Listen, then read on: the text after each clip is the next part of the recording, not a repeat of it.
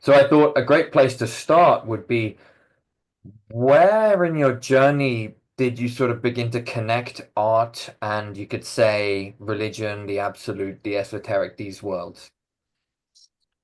Yeah, so to me, they were always connected. I grew up in a religious home, and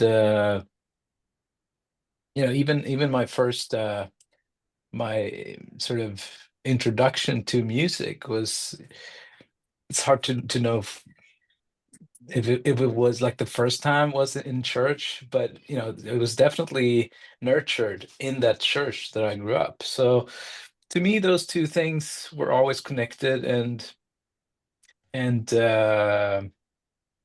yeah, I never really had a separation um, between them. Then, of course, I can, and I have created music without having the absolute in mind, all the time. It's not like that, but um, but yeah, they were always they were not alien to each other. And same thing with art in general, or other artistic mediums. To me, it's weird and strange, or it's hard to put into words, but to me they're kind of the same thing, you know, in a sense. So when I've worked with video and stuff like that, or when I paint paintings, it feels like I'm doing the same thing, but it's a different format. But yeah, I guess that's my immediate answer. And yeah, so yes, music and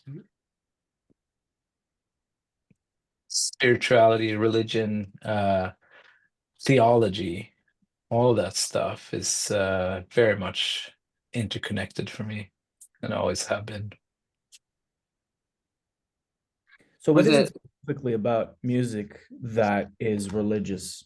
Or maybe what is it about religion that is musical? Like the specific, is it the experience, the ritual? What would you say that is for you?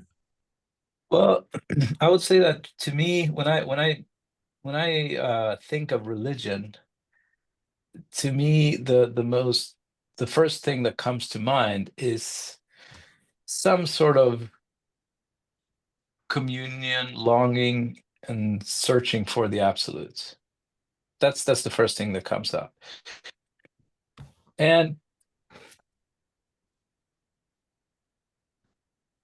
music to me, or art in general, but music in particular, because that's the field that I'm the most talented in.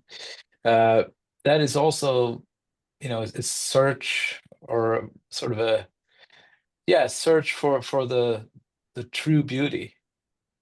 There's a sense in which beauty and ontological truth, or I don't know if you, or metaphysical truths, those two things are the same to me. They resonate.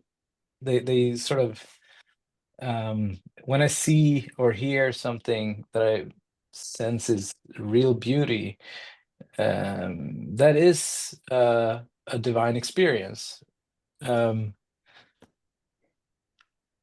Similarly to if I pray or meditate or whatever, and have an experience of something um,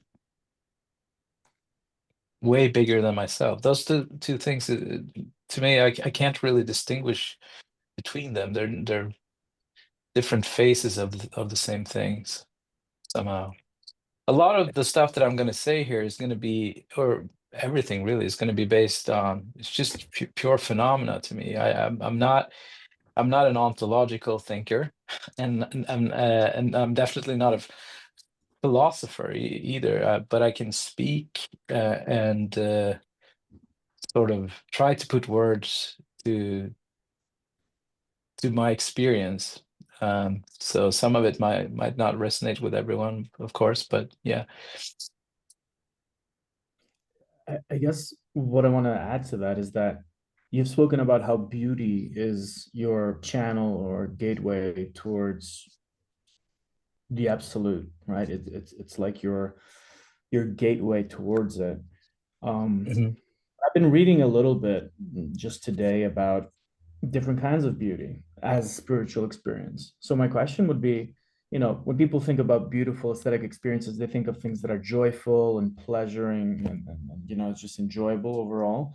Have you ever um, experienced beauty that inspires awe and fear, like a sort of Oh, fine awe and fear? And is that something that you yeah, 100%. Beauty to me is, yeah, that word is a bit difficult because the mind goes straight to, happy feelings and joy and all that. But it's more, again, it's more a sense of the way I use the word in when I talk about art and beauty, for example.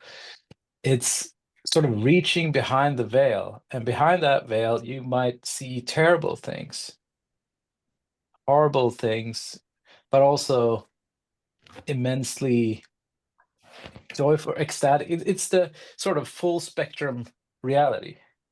And that in itself, in its darkness and in its light, is beautiful. That is beautiful, and it's awe-striking. So yeah, it's that's how I use the word beauty. Um, Sorry, I got a call here. Just gotta. There we go. no worries. Shit. You can Yeah, just does that edit make this bit out, sense? don't worry. Yeah, it Hmm. does. Do you want to jump in on? The reason why I'm saying this is because beauty, tiferet, is the synthesis of gvura, which is awe, Yeah, hesed, which is yeah, joy. exactly.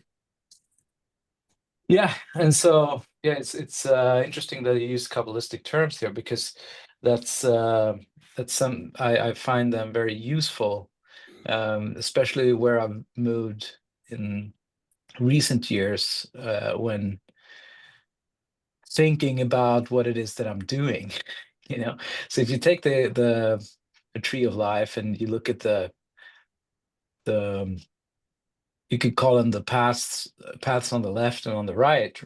You have the one path that is sort of in the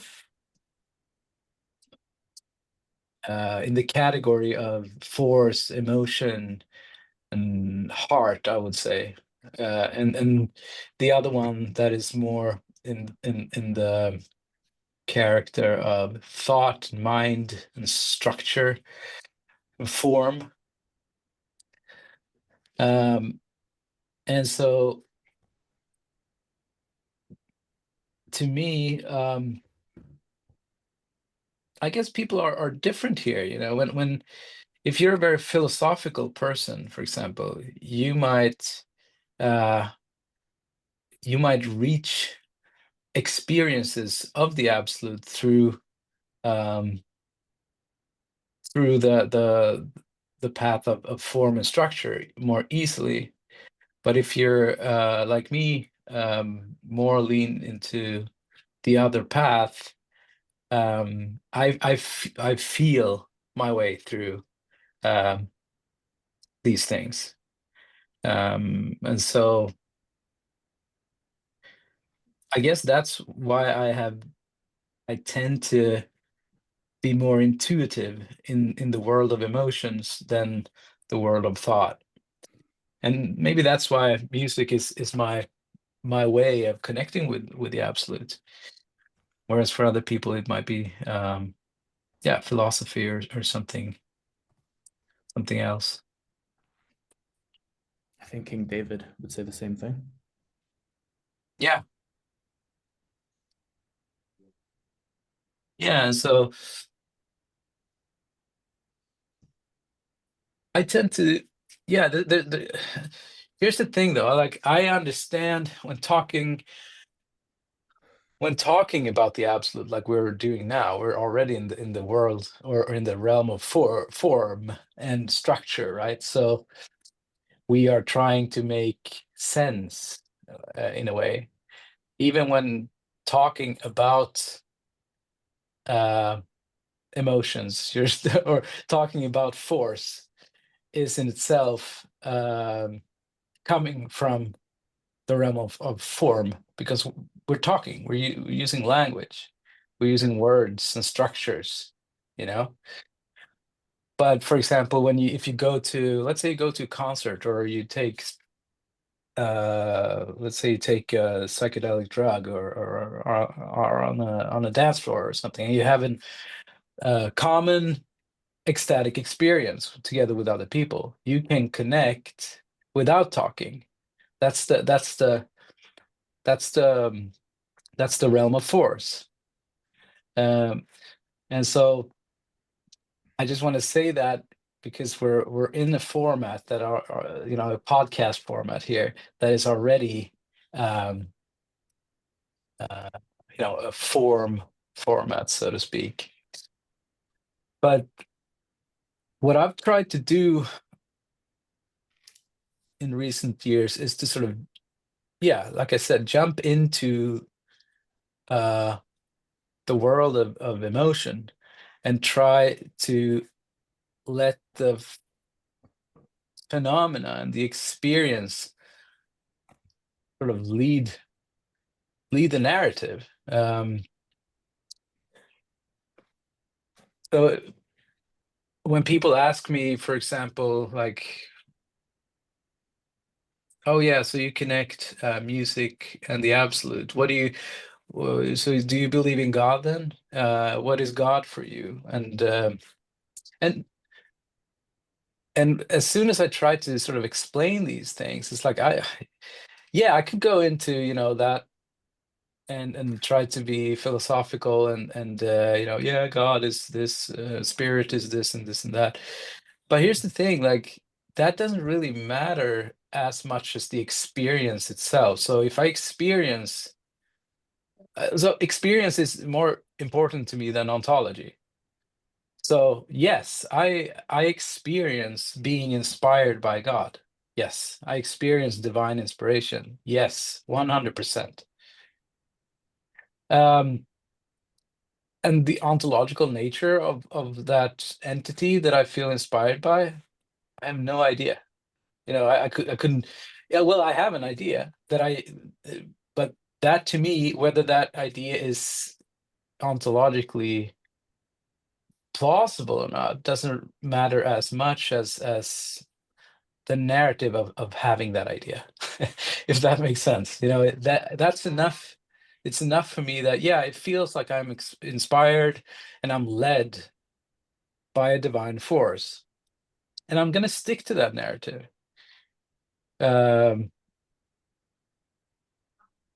because it resonates with my being the most. So here's the thing, like, if I let my emotions have equal authority as my mind or my thoughts, then this is where I end up. But we have a tendency, at least in our society, to not give as much authority to emotions when it comes to what's real. Yeah. So what, this is fascinating. What emotions though?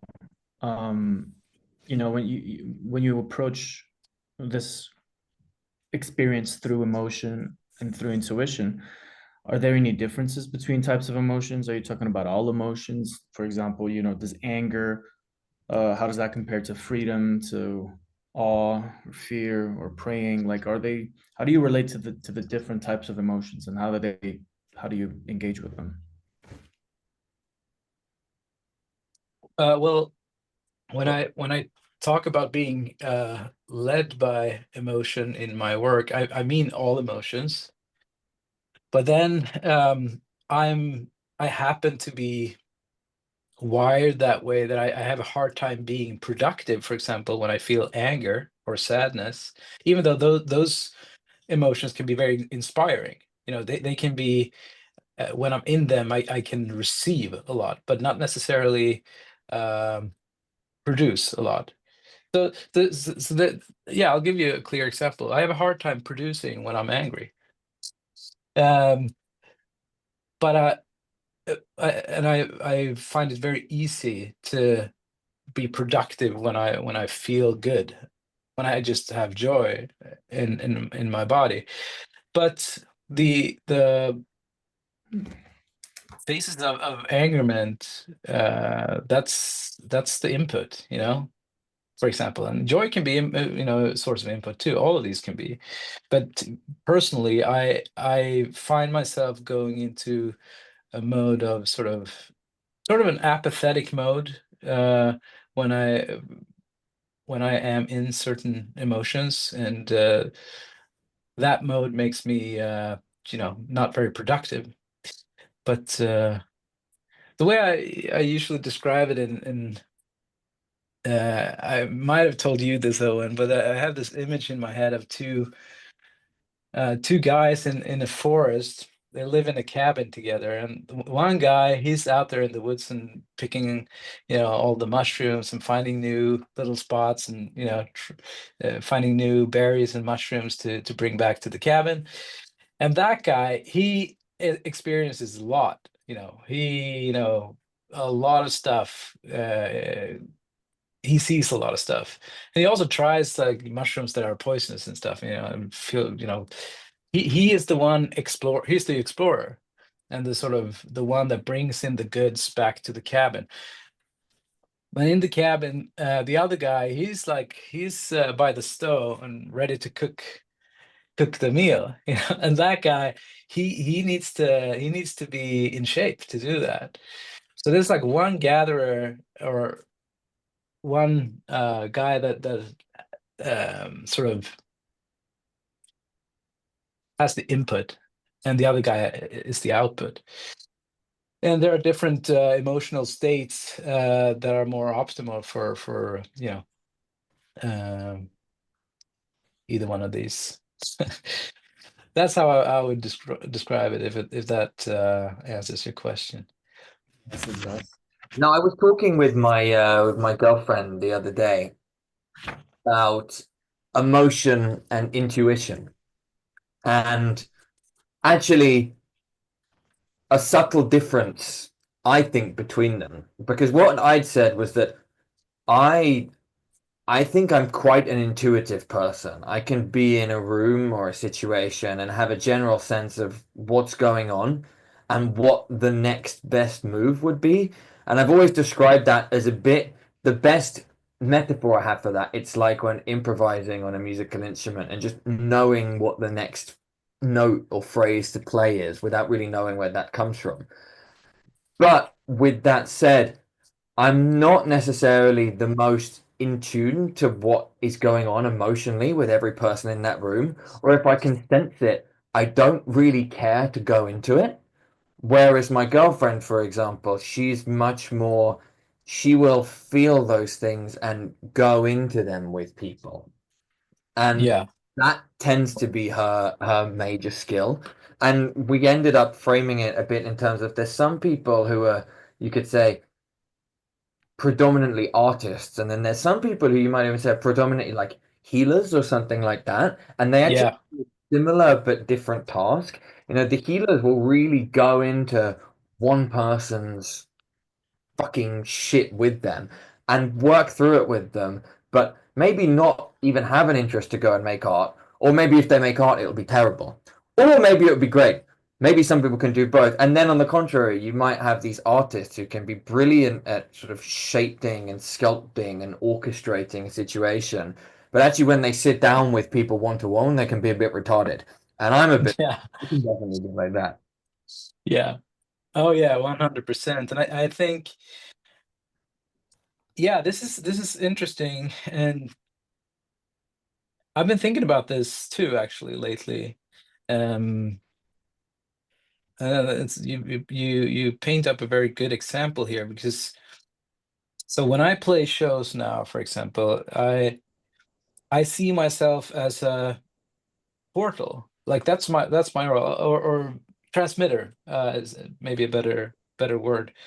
So the artist to me, when it comes to intuition, is intuiting what to bring in from a certain source. For me, it's yeah, let's call it God. Let's call it the divine. And so I bring in from that source, and I use my skills and myself as a channel to put it out there. What happens out there with the people, I don't really care that much. They're not like, and this might sound weird, but they, in a way, in this sort of chain, the people that are to receive everything in the end, they're the least important. In a way, they're the most important because I do it for them, but for it to be a channeling that is significant and important and has any, that bears value, I need to focus just on receiving and transmitting. And so I don't really, of course, you feel in the crowd a little bit, but I don't alter anything really for the sake of the crowd. I used to, but now I've moved into a different sort of way of thinking about this. And I let sort of the crowd, I let them do what they want. And I don't really care that much anymore what they experience. And here's the thing, like, since I've started working in this way, the effect has been that people they get more out of it. They get more out of me leading as an artist. You lead by intuition, uh, and you're not really there to heal them, that or to listen to their emotions and respond back.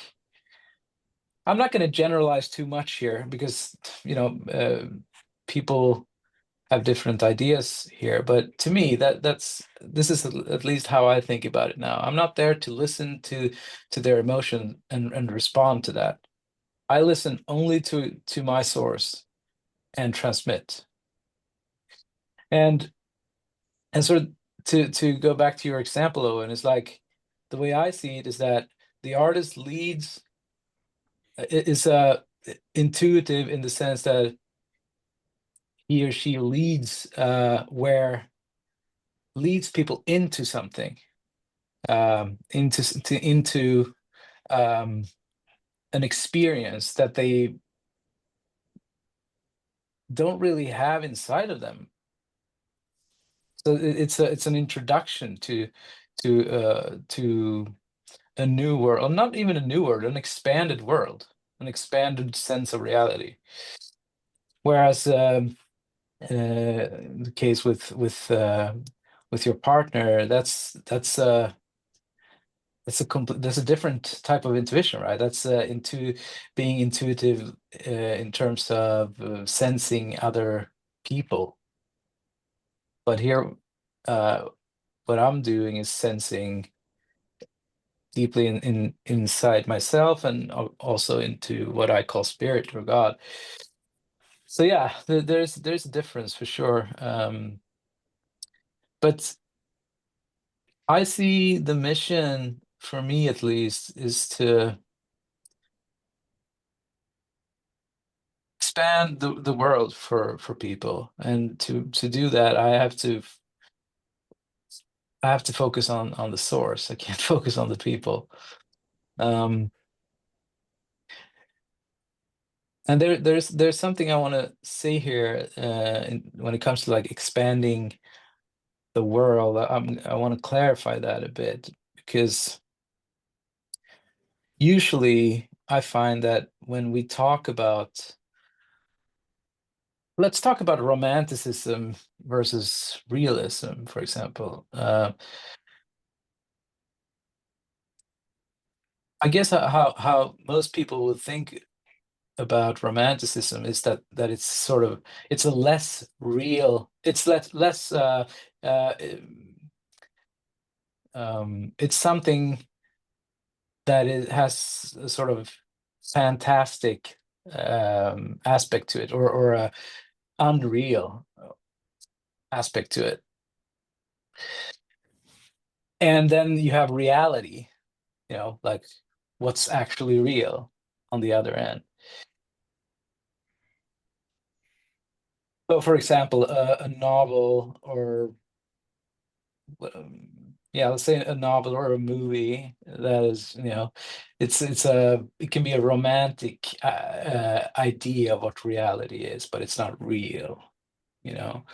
But in the way I see things now, like if you work if you work for and actually also perceive reality in its essence from the realm of emotion or force, you can start to feel that the romantic, let's call it romantic, I can't find a better word for it, but you can start to find that this is actually more real than what we call realism. I mean, I'm going to try and explain in what sense. So, for example, if you let's say you're in love with someone, and you walk down the street, and think about that person, and you hear the noise from the cars and some children playing or whatever, and you think about this person, um, and then you put on a song that that um, really touches you, and speaks to the emotion you're already feeling. What's going to happen? Well, what's going to happen is that your real feeling towards that person is just going to be amplified. It's an amplifier uh, of reality. That's how I see it. So it can make you sort of access your full human nature, and that's how I see art. It's like you can get access to parts inside of you that just makes the world more clear. So to me, I see it. I see art as a way to uh, yeah, move into a realm that's more real than real, if that makes sense. You get closer to the essence of things.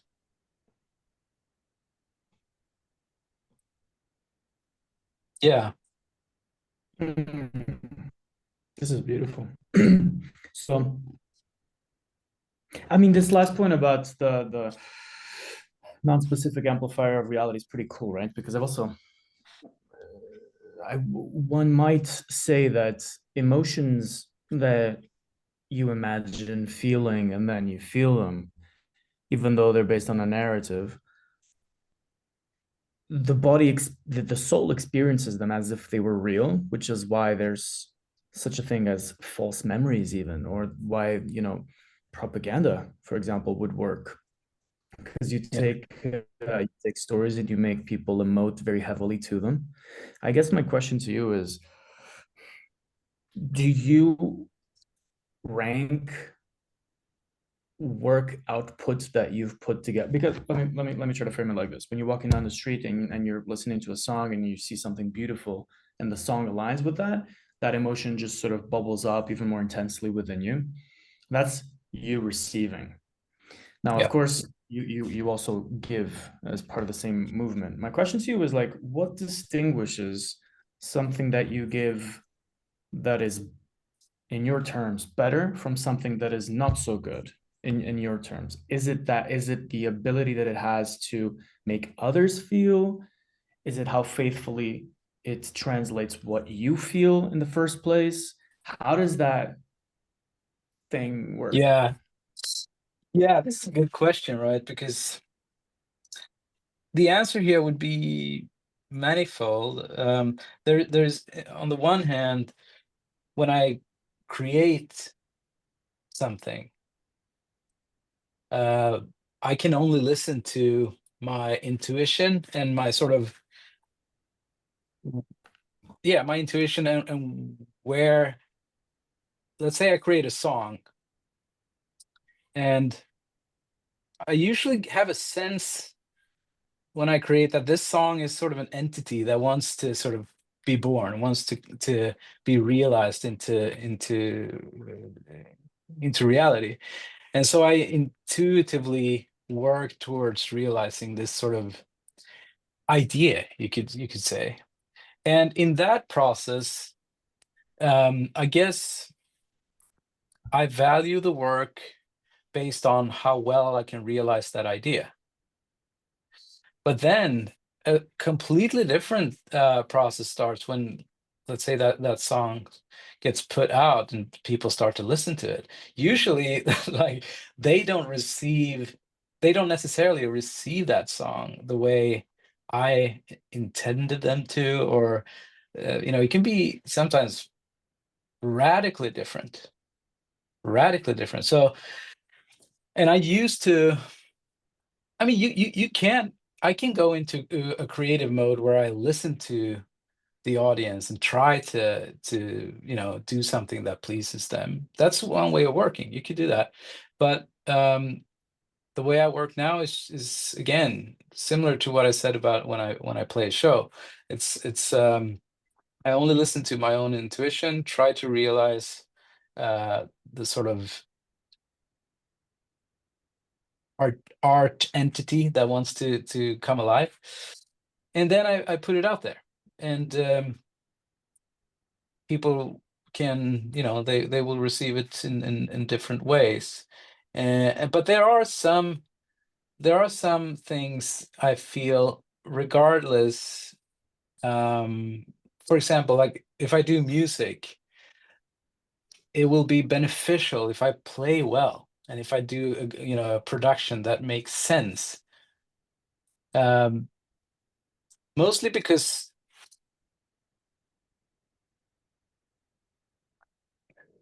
otherwise it's all about just trying your best to realize the idea. And for that, it requires skills. You try. If I know that this idea needs this and this and that, if I have used my skill set, I can do fine adjustments. Let's say, let's take a song that I've made in last year, for example. Let's take, we don't have to name a song, but let's just take a song that I made last year as an example, and imagine that I wrote that song 15 years ago. Um, the difference would be that I with my skill set that I have now, 15 years later, I would be able to realize the idea more, with more resolution, with higher resolution. So there are, like, I would say that skills and, actually putting an effort into not only, I mean, not only feel your way through, but also actually use your skills, and I think that, that's pretty self-evident that it helps. But in terms of input and output, there you have two, in my opinion, you have two different, what would you call it, like, ways of evaluating whether something is good or not. And I tend to not be part of the output valuation. I create something and I put it out there, and yeah, some people will resonate with it, some people will not. Um, my work is not to be there and try to, evaluate whether this is a good piece of art or not. That's not my job. I can be that person for other, when I listen or to another artist, but not for my own work. That's not my job. Because here it comes into like what I hear is it approaches a little bit the prophetic mode, or there's something around the prophetic mode, which is it it perceives things, it articulates things, but it doesn't know the extent to which it is encoding things into what it creates. Like, or maybe the suggestion would be that when a creator creates, you don't know how people will receive it. You don't know the hidden meanings that you're putting into the thing, the hidden associations. You yourself don't know. Right. I think I've just explained free will somehow, if you make it from God and human. But you yourself, when you put your music down, like you're encoding and encrypting stuff so long as you are sort of truthful and faithful. I guess that would be a precondition that you'd agree with. But you're encoding stuff that is, going to be unraveled by people in their own way. Um, huh. Yeah. Interesting. Yeah, and I know there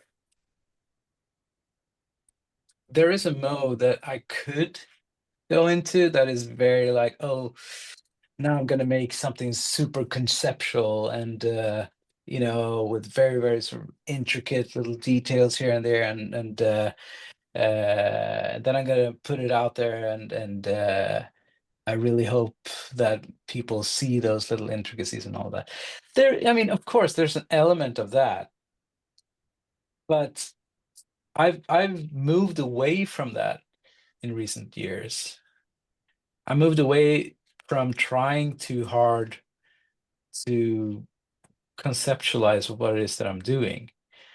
So right now I'm trying to sort of just get to the core of this intuition that we've talked about and just let it pour. And sometimes it's even like this. Sometimes I don't even resonate with the songs myself. An example that I released an album for Art Soleil recently, and there's a song on there. It's called Echo's Ballad, and that song, it's I tend to write a lot of music just in my head. I have melodies and harmonies and pretty much laid out, and then I go to the studio and just realize it. And that's one of those songs. That's just I knew that this song needed to come out. It wanted to be realized. So the melody was there, the chord structure, everything. The narrative was there already.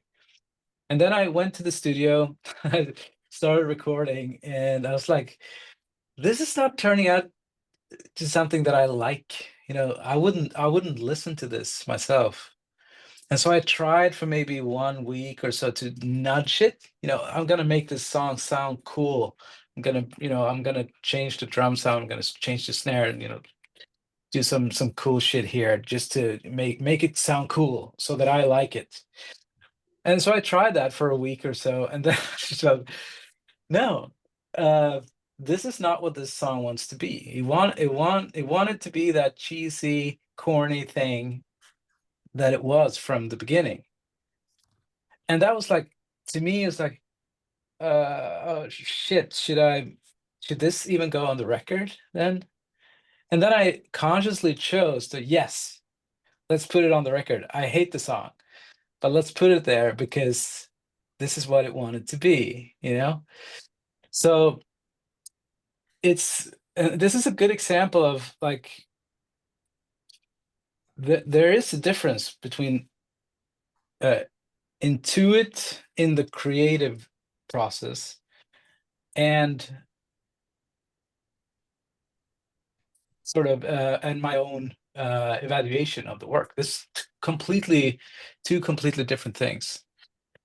Wow, And that's really usually I like what I do, But sometimes it's like, yeah, I don't really like this song that much, but let's put it out. I want it to come out, you know. In a way, I see it as not. It's not my duty or task to be that sort of curator. My main task is to transmit.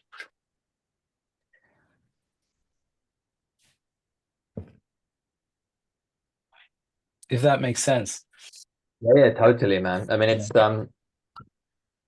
putting in mind there was a show that we did with Microcosmos and Raven Connolly, who's often on the show in Sweden just a couple of months ago. And Daniel Fraga, you were there, and even you, after Soleil, other Daniel, you were there for a bit, but you didn't actually see the show. We were there beforehand. Yeah. Yeah. Because that was a sort of private ceremonial thing, we were able to do things and work with things that you can't do at a public club show that's ticketed on Eventbrite or whatever. Um, and afterwards, certainly we as the performers were like, okay, what the fuck? That was insane what we just did. The image I had was like a wizard calling lightning down from the heavens. This like serious fucking violent image. Like, and a lot of people who were there came up to us and said that was phenomenal. I don't know what the fuck you just did, but that was phenomenal. And then there was also a subset of the people there who were burned by it and they did not like what we'd done at all. And they complained afterwards and they come and said that felt unsafe. Oh, What the hell was going on there? And Raven and I were speaking afterwards about it and we were saying it's so fascinating because as the people who designed and produced that whole context, of course, we felt some responsibility for those negative experiences that people have had, and we did have to take responsibility for it.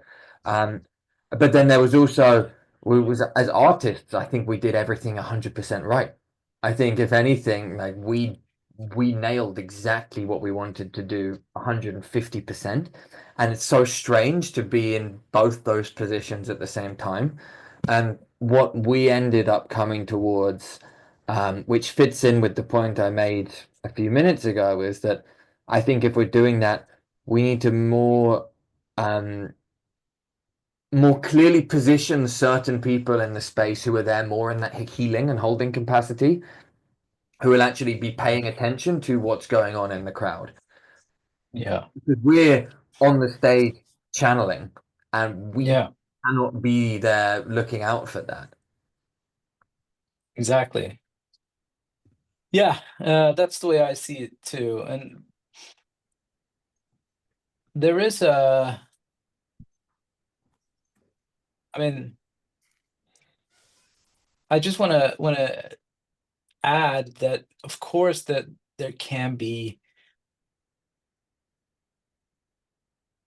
or let's frame it like this. Just because your main task is to channel doesn't mean you can't connect with the audience during a show.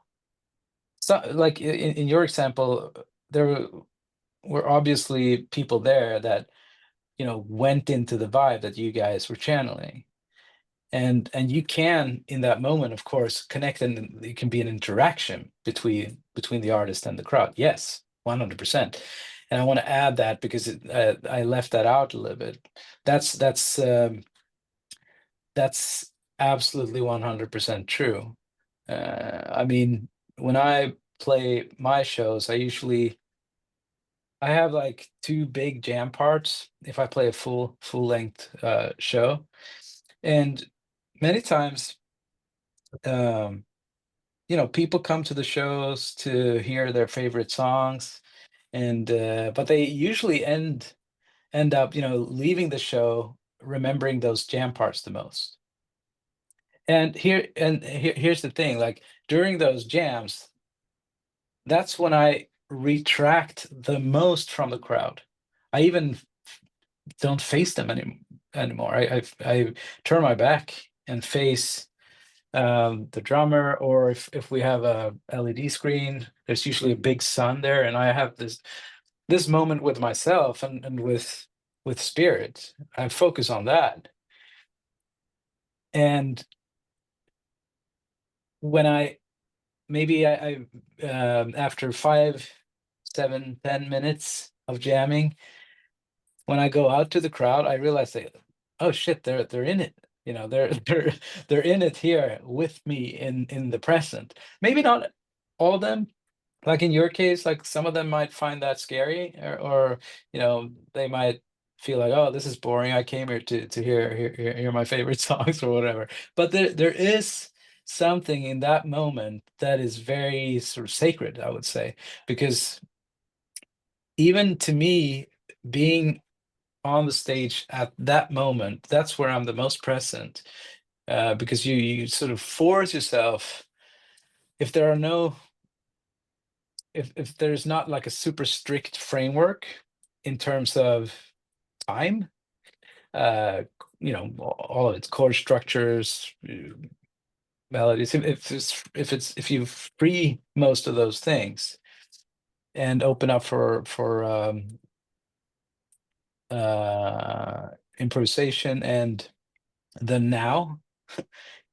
Because here's the thing, like if you play a song the way it's been recorded, you're always a bit ahead of things in your mind, you know, because you know there's a structure there that you follow. So your actions are subordinated to the structure. But during a jam like that, or where that structure is, you know, if you take that away, that forces you as an artist to be more present. And people feel that. People usually move into that themselves. Even the people that don't like it, I think, they move into that. They get forced into that presence also, and they sometimes become scared. Yeah. So, but that part is you know, that's actually I would say that's a sign that it's working, that the transmission is working. It's like you create a almost like a yeah, you create a field of communion that people almost like without knowing it, and me too, without knowing it, it just all of a sudden I'm in it. I'm in that sense of communion. Again, back to religion. I mean, that's very similar to what a ritual does, and what a ritual is supposed to do. It's like it's a common action. You act as a unit. Um, so yeah, I feel Let me take something onto that. Sorry. yeah, go on. Have you ever personally rejected any download for any reason? Or do you think that there is even any reason why you would reject or an intuition? Um, yes, I have, for sure. Yeah, for sure. Especially when it comes to like creating a static piece of work, like a recording, for example. There are certain things that I've chosen not to write about in the past. I'm more open now, but it's difficult, especially when you have, let's say, actually that's the reason why I have so many different projects. Because as soon as you have like an artist project, you have a framework, but the download is way bigger than that framework. And so where are you going to put everything? And so sometimes I've rejected downloads just out of the fact that I don't have a place for them. You know, it's like I don't have a shelf for them. Um, but sometimes also out of fear. You know, yeah, shit, this is scary. I don't know what to do. What, This yeah. is what's that? Why so? Why scary? Um, it can be different things. It could be very sort of personally exposing, for example. And so it can be, oh, did I really write something, about this? Yeah, it's like it could be that, or it can be something very dark, like if you're in a mode of, and some people find it, some people uh, tend to, some people are comfortable writing in the dark. Some people are more comfortable writing in the light. I tend to, at least nowadays, be a bit flexible, but in the past, definitely more in the light. And so, but the light can be scary for a person who tends to be, very comfortable in writing dark music, for example, or so it can be different things. And I guess it's a process, right? I feel more open today than just 5 years ago, and hopefully that sort of creative or artistic openness is something that's going to grow. But then again, also maybe some things are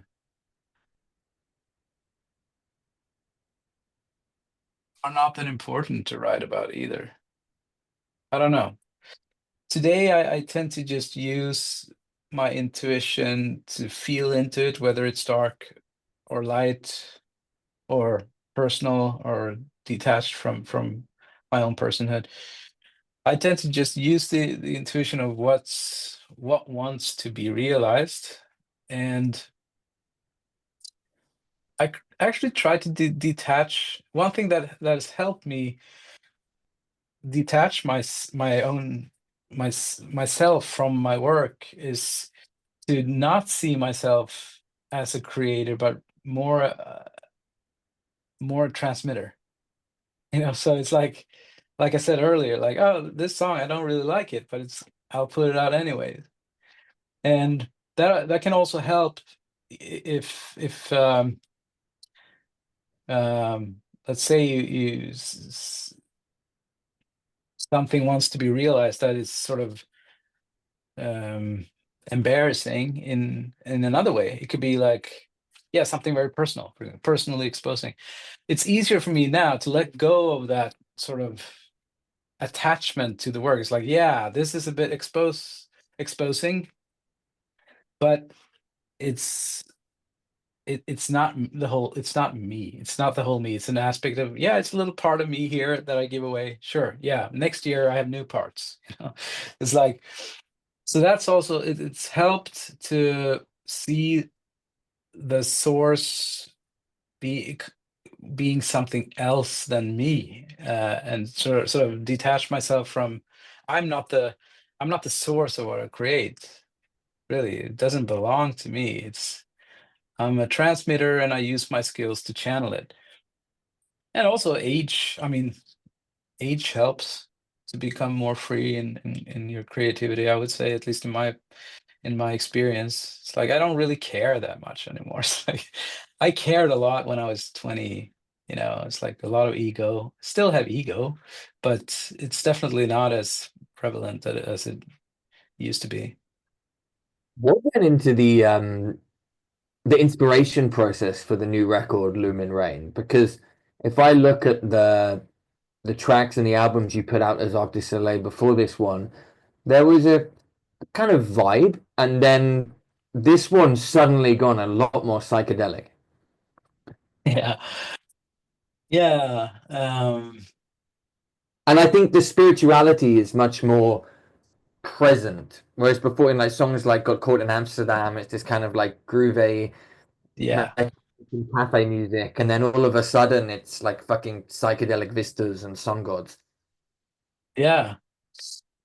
Yeah, I mean, it's there's quite a difference between well, that sort of speaks to, what I've been saying a little bit. It's like I channel whatever is there.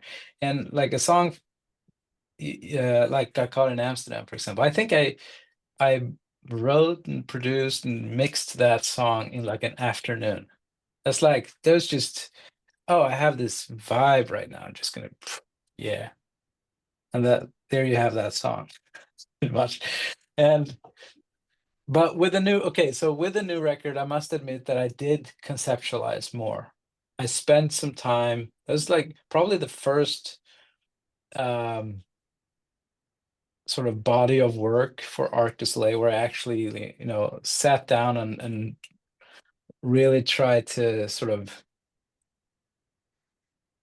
yeah, try to create something that reflected what was going on in a more broader sense inside of me, or and with my relation to spirit. Whereas in the past, I've just gone for the sort of immediacy of like, oh, what do I feel today? Well, I feel like doing this, or what do I sense today? Oh, I sense this. Okay. But for the record Lumen Rain, I was sensing in a bit more in a bit broader. Like, okay, if I sense in a broad sense, like where am I right now? What are my concerns right now in a more general sense? Does that make sense? And try to sort of make a body of work that made sense. And yes, so there's a bit more framing, a bit more thought into it, and um yeah, and more discrimination too. Like there are certain, like, certain songs that didn't make it on record. I'm still gonna put out those songs, but the record, when you make an album, you kind of have to make a frame. You have to frame it. You don't have to, but I usually, that's usually what you do. And so, and I try to really make the music speak to,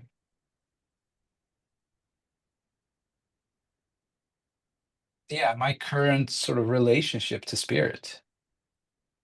That's what that record is. So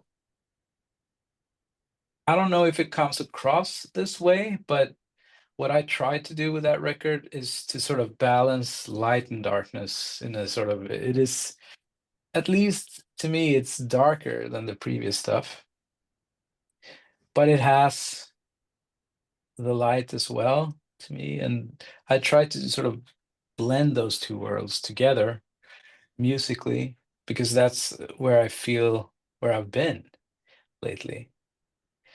And there's this vision, actually, like a vision that I had. Um, I guess in the process of this album, I had a pretty clear vision of sort of a metaphor, really, for, yeah, for the source, for spirit. I saw this sort of big eternal fire that sort of just is, you know, and I've been thinking a lot about what we are as human beings, and to me, it's just again going back to the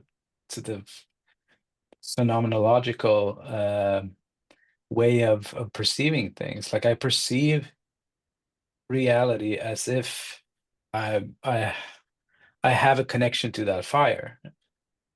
And what am I then? Like, if the fire is light, it emits light. And if the fire is something, you know, if the fire emits light in the world, and I'm here and I feel connected to that fire, then I saw myself as sort of a drop of fire, like a light drop. And then I sort of saw, yeah, all of us, really, all souls to be drops of light. And that's the title of the album. It's Lumen Rain. It's like light rain. And so I just try to uh,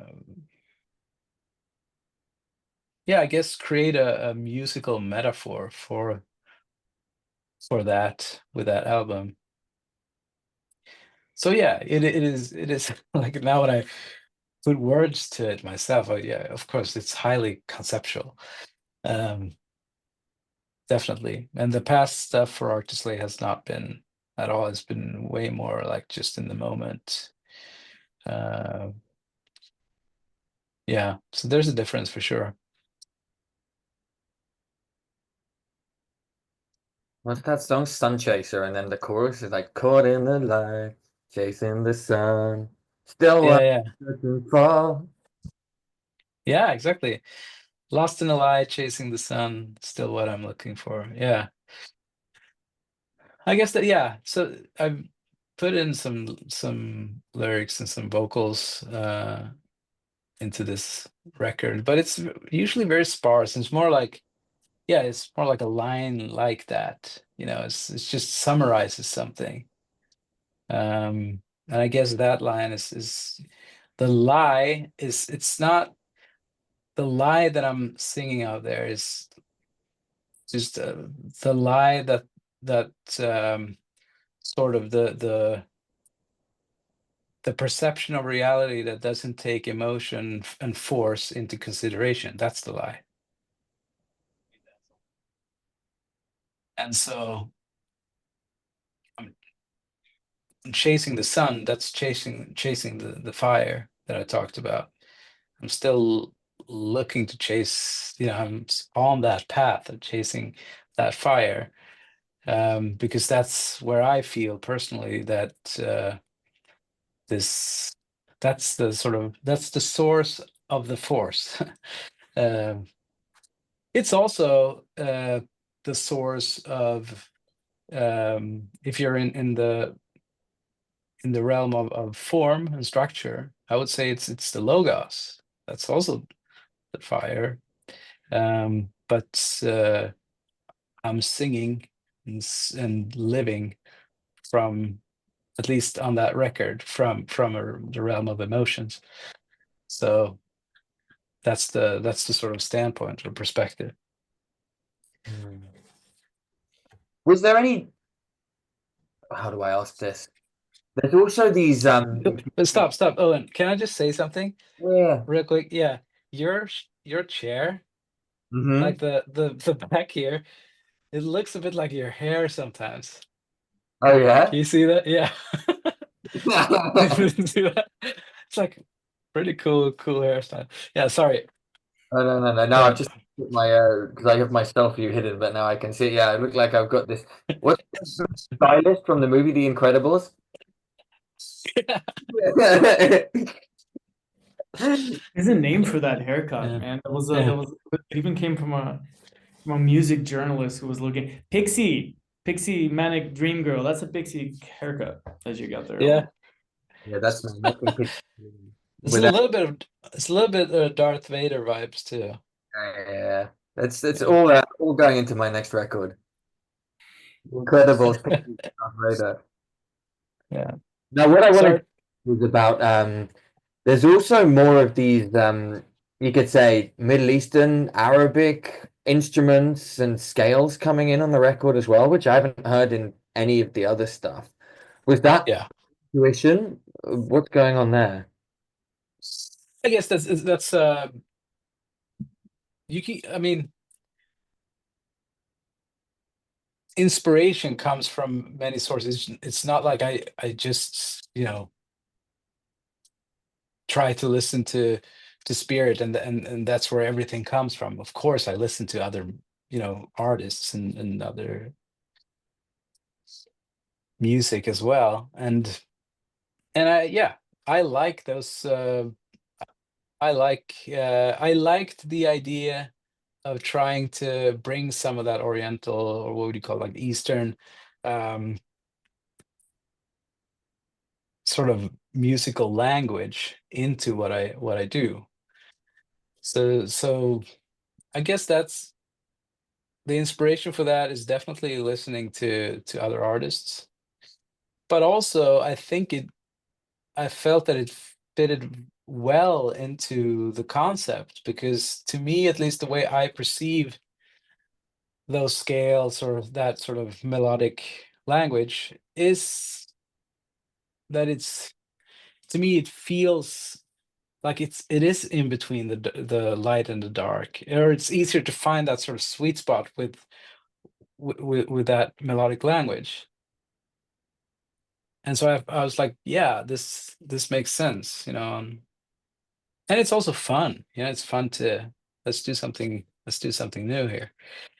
So there are different reasons for that, but yeah, it's uh and I mean, I'm very sort of, I know that I'm bringing that into a Western way of creating music.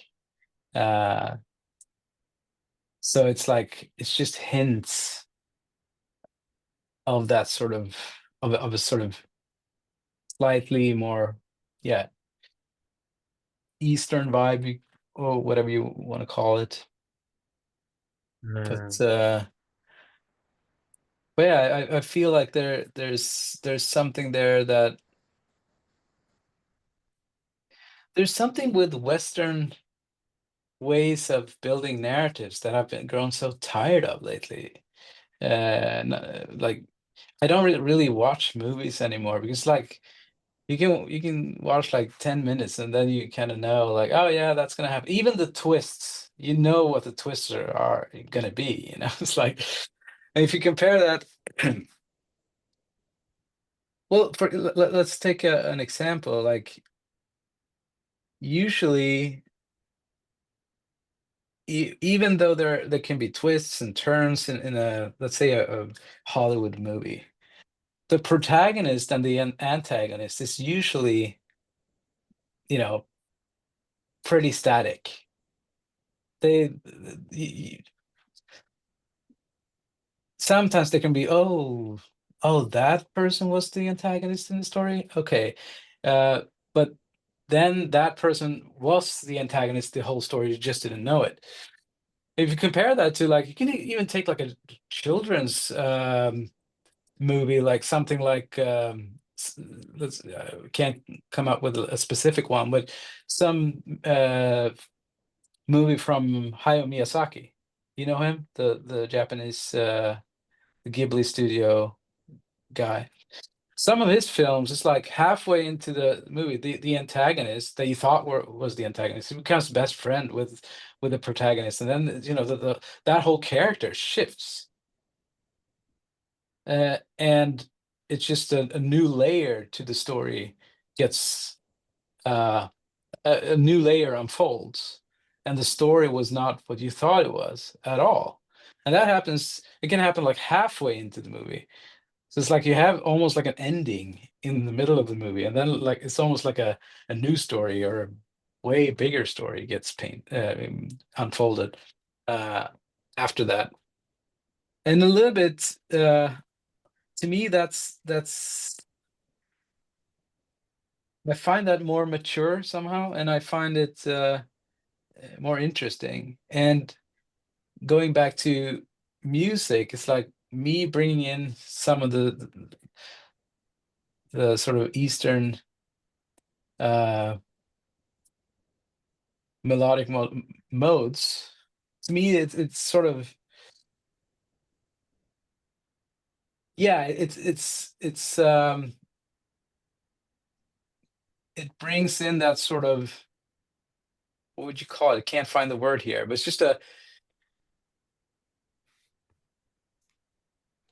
it's a broader palette, I guess. It's a broader narratological palette. You can create a story that's not as obvious, a melodic story that's not as obvious. Yeah. Yeah, I totally am with you there. I think our epoch is suffering from so much creative fatigue that so much. For example, movies are just unwatchable. You can't. They're unbearable. They've they're so rigid in their identification of a format, of a imagined target segment, the tropes, that it just it just misses the mark. And I guess it speaks to like the I think it's interesting that you mentioned Western in general, because you're absolutely right. It's sort of the spirit of the times that is coming to an end, or that is coming to a long protracted that never comes, and everybody secretly wishes it would somehow, right? The Hollywood regime, or the um those types of that type of culture, right? Is so tired creatively. There's a when you look at an ad and you just zone out and you don't even notice that it's there and you scroll past it? That's Hollywood. Yeah, yeah, So, or that's so much of sort of prepackaged culture. And I hear that, yeah, well, it's cool to hear how you see that as well. And try to wiggle your own space through it. yeah, yeah. It's again, like I said earlier, like these different artistic mediums, in a sense, they're more similar than different from each other. So to me, that what you just said, you could say the same thing about music, right? It's like, yeah, especially pop music. Like pop music, you could make a you know you can pretty much make the same case. It's like, where it's gonna go. Yeah, there's some new cool sounds they haven't heard before. Last year there was these sounds, but now we have the costume can change, but the content or the substance is basically the same. And that's here's the thing, like in general, I would say when it comes to music, it's like we're so, even the whole industry, and even I would say, yeah, I would say most people are they talk about music in terms of the shell or the costume. So like when they ask me, like, yeah, okay, what kind of music do you do, Daniel? And then I have to tell them, well, yeah, it's guitars and it's bongos and I find myself just describing a costume, where when the music itself is what's inside, what carries the costume. And that's sort of the yeah, the essence. The essence is usually left out. And at least when talking about it, the way we frame things, we start from the outside, from the shell. Um, but to me, even when I listen to music, I don't care about, I don't have a favorite genre and stuff like that. Maybe I used to when I was a kid, I was a grunge kid listening to all of that, and I liked guitars and. But now it's I can be moved by anything really that has an essence that appeals to me, or an essence that speaks. And so that's also why I tend to like, or I like to transmit things and put different costumes on what I transmit. And I the guess the costume, yeah, the costume is not that's sort of that could be very bound to a specific time. Next year my next album will probably sound different. But the essence is could be, it will still be there. There is something deeper that um travels along and moves. Yeah. there's something I want to get your both of your guys' thoughts on, because and this is also somewhat of an inner tension, or thing within me.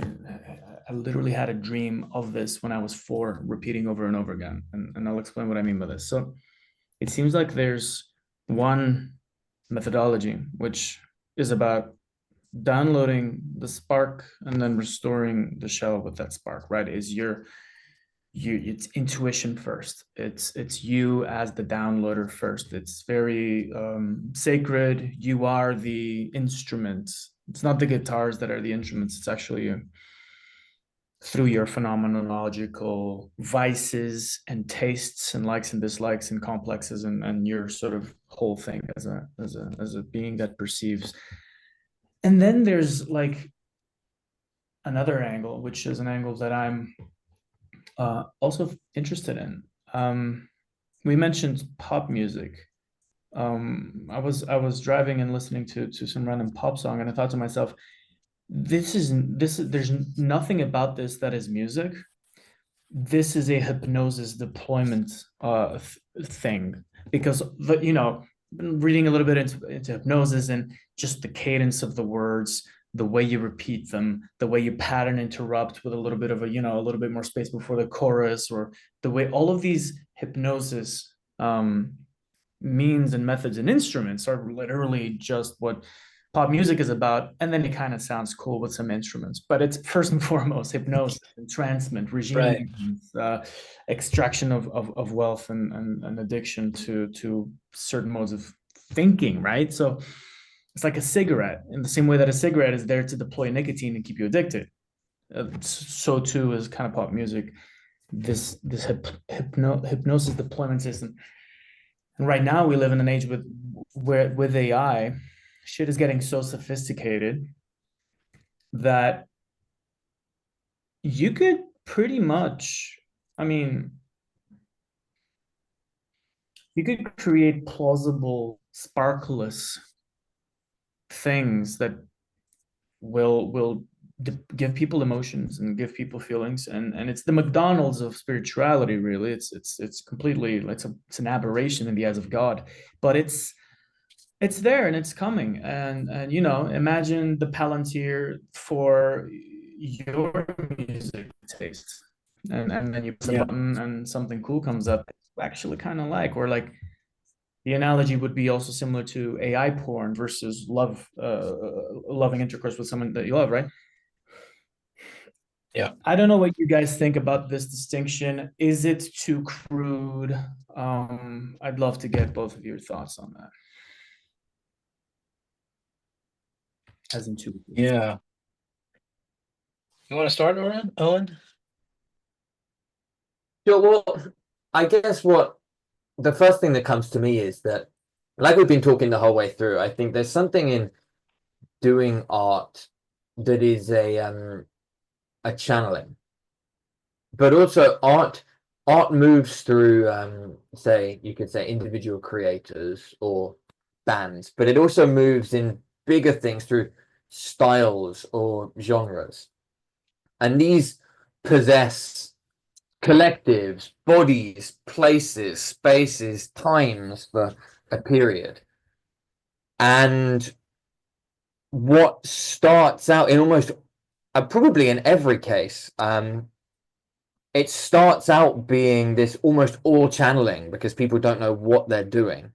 I mean, so for example, Ozzy Osbourne just died, and I was playing a festival show on Saturday, and on the way home, Sal and I, Microcosmos, we did a little bit of an Ozzy Osbourne tribute on the way home, and we put on that first fucking Black Sabbath track, Black Sabbath, on the album Black Sabbath by the band Black Sabbath, and it's just like, what the fuck is it?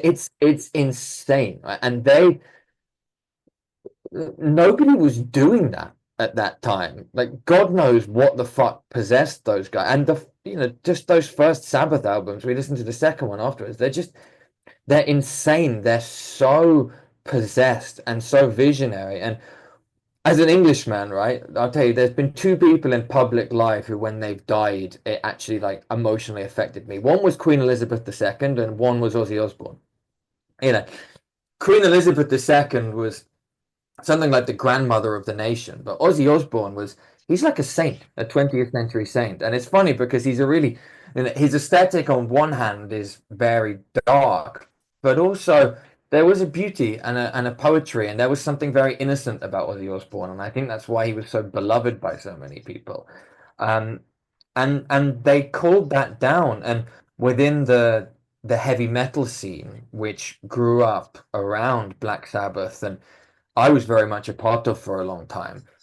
Black Sabbath are seen as the progenitors, the forefathers. Everything points back towards Sabbath, like the founders of the religion. And people do refer to heavy metal as a religion. And Sabbath are the center. There was just a show 2, 3 weeks ago that was the Black Sabbath farewell concert, and pretty much everybody, every big band was there. Old Metallica, but also like the fucking kids, like they're there for Youngblood. Um, but to go back to where I started with that, it's like what started with this pure intuition through the 70s and 80s and 90s was codified into styles and cliches and subgenres. And then by the time you get to about the 2000s, it's becoming more of a off-the-shelf product with some moments, interesting moments, like the metalcore scene, like I think the Scandinavian black metal scene, were able to inject a bit of freshness and soul and inspiration into it. But on the whole, it's become more and more just predictable. And so it's possible to, for example, with a record or with a show, invoke a spirit, but very often that spirit is kind of, you know what that spirit is. So you're paying a ticket to go and get, you know what you're going to get. And ultimately, I just got fed up with the heavy metal scene because I felt like there was almost no space left for creativity in it. Um, Certainly not for me and the musicians that I could find. There was always just too many cliches. Something wasn't working there. Whereas when I've moved into doing the more experimental live ambient classical stuff with Microcosmos, it's open again. I can actually channel, to use that metaphor. And then just to tie that back to what you were saying, Daniel, because I think if heavy metal sort of acts as a microcosm and you think pop music in general as more of the macrocosm. Did you guys lose me? You're back. I can hear you. I can hear you. I can hear it Yeah, what was was the last thing I said? Pulp was a macrocosm. Metal was a microcosm. You were about to connect to the metaphor. Yeah, so metal, the microcosm. Yeah, hang on one sec. The connection's still a bit dog shit. What a cliffhanger, huh? yeah. Is it my I connection know. or is it you guys? It's mine. Yeah, okay. Okay. I think that. Mm-hmm. And I think if the heavy metal scene, we can look at that as a microcosm. I think pop music more broadly, um, because it's trying to address itself to a much bigger pool of people and then ends up standardizing the experience, especially as it develops much more. And it's in the same way that metal started with this big inspired channeling, like pop music in the 60s, 70s, 80s was very, very it's very, very experimental still. But it's a point that Mark Fisher made the point in his arguments about hauntology that like 1969 has a sound that's completely different to the sound of 1974, that's completely different to the sound of 1979, that's completely different to the sound of 1984. Like, and those are just 5 year blocks, but the sound, like say the difference between the Beatles and like fucking Madonna or whatever is huge. But then if you look at say the 21st century, the difference between say 2025 and 2020, okay, maybe some new virtual synths has been found, or between 2020 and 2015, or 2020, 2015 and 2010, or 2010 and 2005. It's like actually, although there's more and more gear and access to music, the rate of change and innovation is just compressed. And if anything, people more just pick a style off a shelf and go, I'm gonna do this. It kind of is playing with it as a cliche, like picking a packaged experience off a shelf and going, I'm gonna deliver this, rather than doing that channeling work of actually sort of turning towards an unknown and using whatever tools and skills are there to bring it down. There's this sort of there's absolute mastery, but it's come at the expense of the connection to the absolute. Where to go back to where we started, and I'll wrap up there. It's like the early Sabbath records, they're not that technical. Ozzy's not the best singer. Tony Iommi's not the best guitarist. The drumming, it's got a jazzy swing to it, but it's not fucking double kick pedals showing off, spinning around with fireballs shooting out of your drum kit 100 meters in the air. It's just kind of groovy, good songwriting. So that's what I think. There's this sort of packaging of channeled experiences because people want to be able to pay for them, but then that sort of gradually kills the soul in them. And I think contemporary pop, you could say, is at such an extreme of that, where it's almost like Brian Eno did his album Music for Airports, but a lot of pop music is music for shopping malls. Just hypnosis, so you walk in and have it like a low level euphoria that reminds you a little bit of being at a shitty nightclub on cocaine. So you just want to lose inhibitions a little bit. That sort of experience. That's Yeah. what over to you. Yeah, I mean, yeah, I feel like the only thing I want to add here is that there is something sorry, I just need to, can I just do, my daughter is outside here shouting. Mhm. Okay. Um, yeah, so obviously there is something about the real world and the here and now that is, and our bodies, our, unique humanity that you can play with. And what I'm talking about, the first thing that comes to mind when I talk about this is, of course, a live show, right? So that's at a live show, it's easier to sort of, there's a difference between creating a song and make a digital, wave file of it. That's different from playing a live show. In a live show, you can use our you can play with our humanity, the bodies, our bodies, basically. Hold on, I just need to figure out this Yeah, situation, because yeah, don't I'm worry. gonna Go We've ahead. got the machine interference now. They didn't want you to ask that question. Uh, I think it's funny that he's talking about the here and now and the body, and he's like, wait, my daughter's actually asking something, and I'm like, that's beautiful. That's the answer. That's correct. Like, tend to your family, love your loved ones.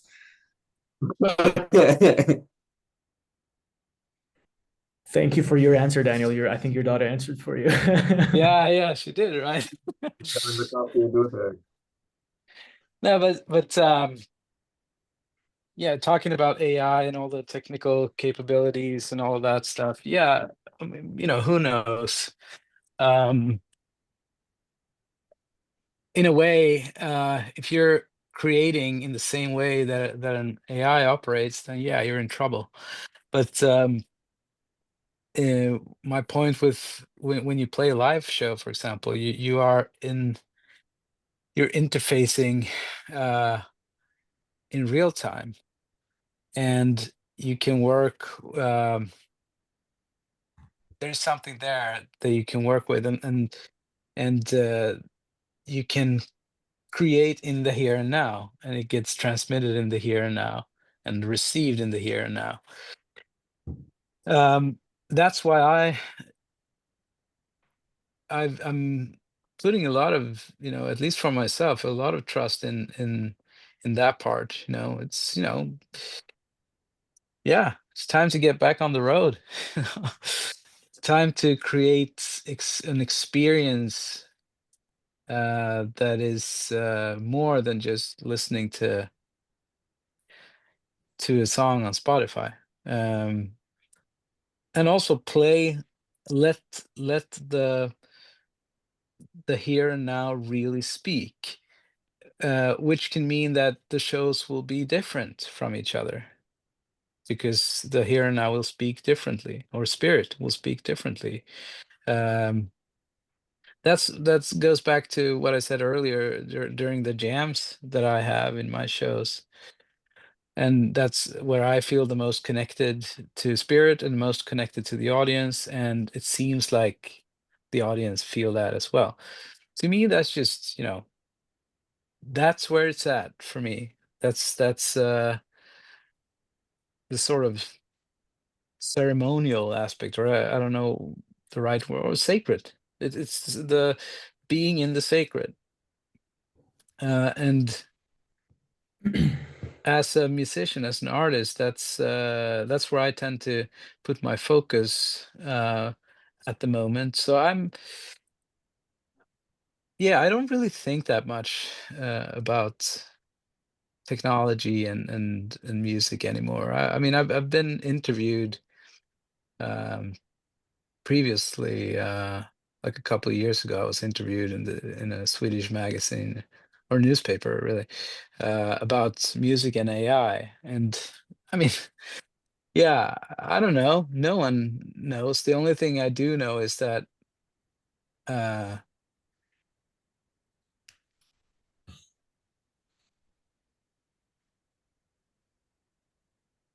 there is something unique about human beings. I'm not saying it's better or there's no I don't put a value into it. It's just we work and operate in a certain way, and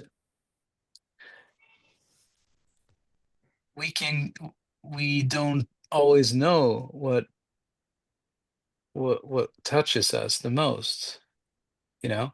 And so what happens during a live show, for example, uh if you sort of open the door for something spontaneous, for spontaneous spirit to sort of take over, things can happen that are very sort of surprising, and and it can affect in ways that I as a transmitter can't even predict. And so that's the element of prediction. If you sort of take that away, you get closer to, at least in my opinion, you get closer to the magic. So as a as an artist, I would say that that's the sort of area that I want to be in. Um, and of course, yeah, um, it's just different focus points, right? So I would say that before AI and all that, I might have thought differently about this, but right now I tend to move towards what I feel no one else can do. So if I feel like someone else can do this better than me, then I lose interest. And right now, there's a lot of stuff that the AI can do better than me, so why would I even do it? But at least not for now. There's not a clone of Daniel that, travels around the world and play live shows. So I can at least do that part. And so that's what I'm gonna do. And yeah, I don't know what else to say about that, really. It's from my experience, there's something very special about, well, we have bodies and a mind that we don't even understand ourselves. That's exciting to me, and when you invite spontaneous spirit, those parts that we don't know that much about inside ourselves are going to start to move. And yeah, I find that it happens in the most sort of intense way during an in real life interaction, like a concert or a ceremony of some sort. So that's where my interests lie at the moment. That's a beautiful pathic apology of pathos that you Hmm. just made. I think it's probably a good point to wrap up. I think, Yeah.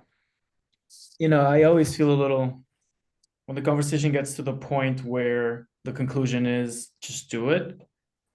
I think it's one of those good moments to turn off the logos in the brain and just go feel and do something.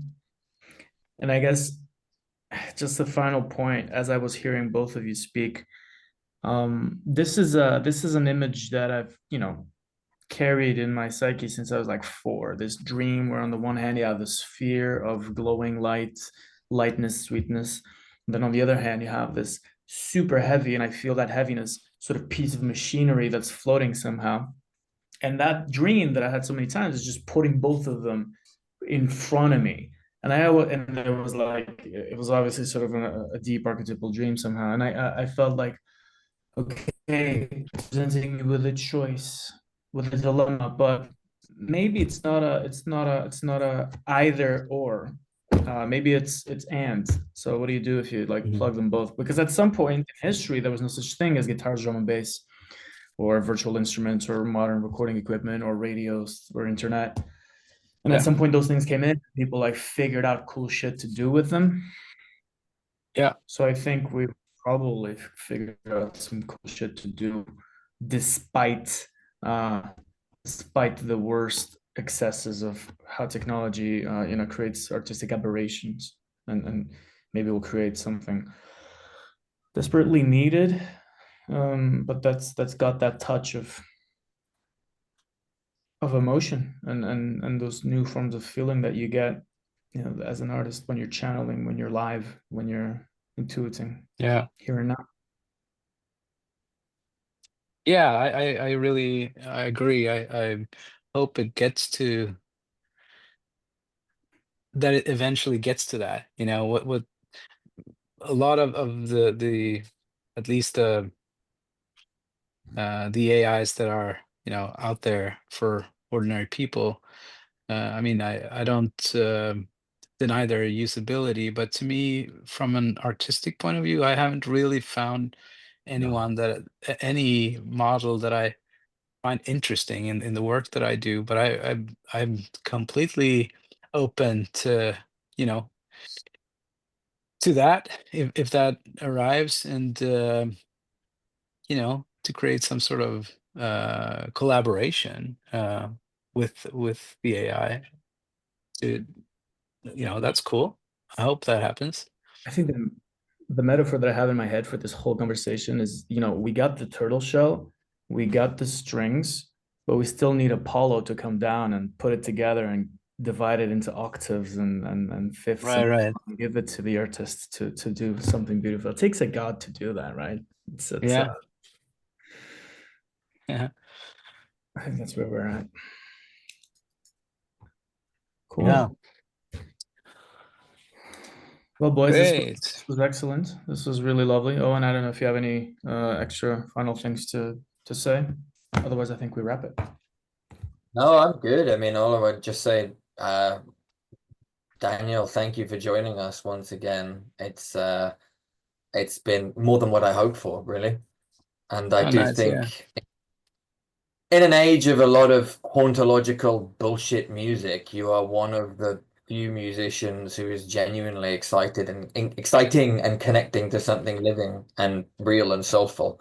And I mean that sincerely, and I've been deeply, deeply inspired by you and your music and all the stuff you've passed down to me as well for just hanging out. So Yeah. Well, thanks a lot, man. I appreciate appreciate that more than you know. And yeah, I'm also want to thank you for having me on here. It's not often that I do these things at all. So yeah, thanks a lot. It's been fun.